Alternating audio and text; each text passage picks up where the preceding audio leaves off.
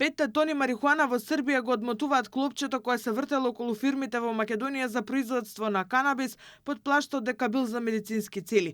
Па така, изворот на запленетите 5 тони марихуана шверцувана во Србија била токму скопската Алфа Фарм Груп, од каде се запленија уште 10 тони марихуана и над 1300 шишиња масло од канабис. Овој случај може да води кон разрешница на поголемата истрага што се води во Македонија за тоа каде одела целата марихуана и кој нелегално ја чувал. Во тогашната акција на МВР претреси беа направени во над 40 на фирми кои имале лиценца за производство на медицински канабис. Двајца од обвинетите веќе признале вина и се спогодиле со обвинителката, а кривичен прифатил. Дополнително истрагата опфати и нови 7 осомничени дека учествувале во шверцот. Но овој нелегален пренос на дрога му претходеле и други со добро разработена шема.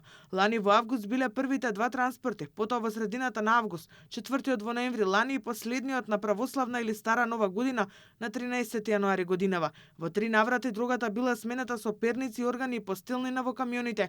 Еднаш камионот бил пријавен како празен, а всушност имало марихуана и еднаш марихуаната била ставена наместо торти кои претходно поминале на царина. Камионите се растоварале кај местноста Конјух кај Крушевац, каде марихуаната се препакувала за препродажба. Кај товарните возила со претходно царината и пломбирана стока се отстранува пломбата и се вадел дел од царинетата стока, а на нејзино место се ставале кутии со наркотична дрога марихуана со тежина приближно еднаква на тежината на извадената стока.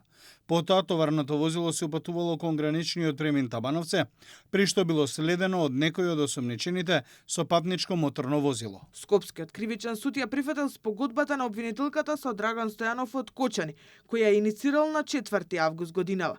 Судот по една недела, односно на 10 овој месец, го осудил на 3,5 години казна затвор.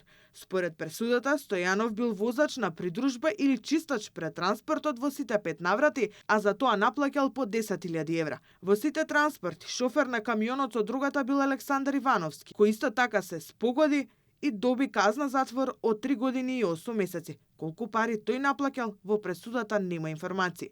Во досегашната истрага опфатени се и газдите на Алфа Фарм Груп и тие се сомничат како глава на шемата која оперирала во Македонија и Србија.